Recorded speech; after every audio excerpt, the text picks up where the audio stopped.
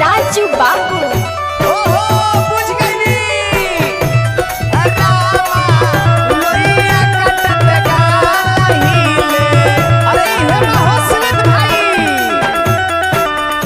पिया जब से रवा बहरा गई तब से हम बहुते अकेला बानी हो।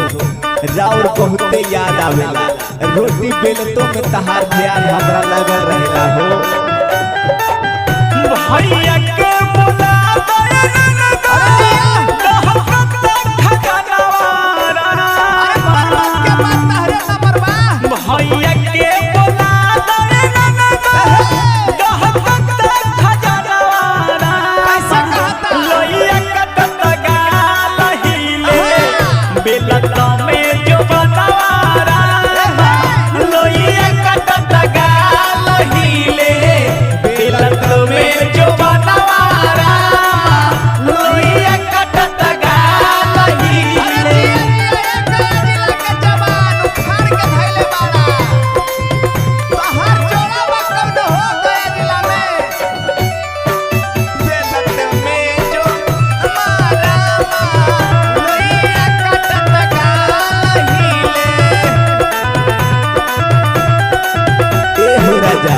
जब से रवा पहरा चल गई तब से हमार सोलहो सिंगार भटकता, रही रही के तहरे याद करता हो।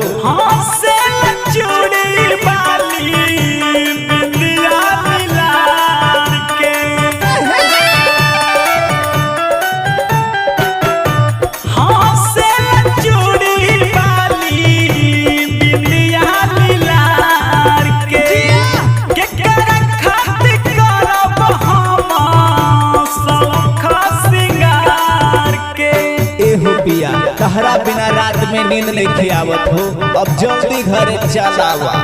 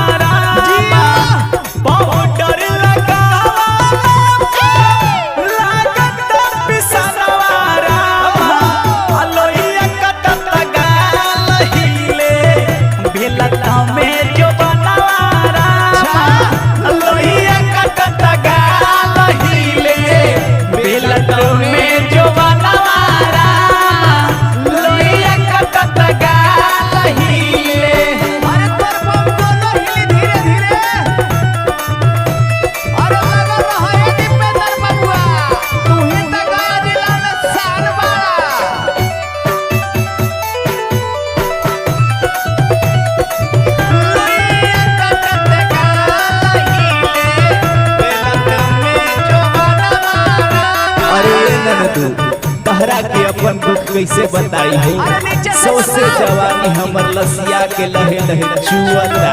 राजू सन से मोर दर्द बताई दा,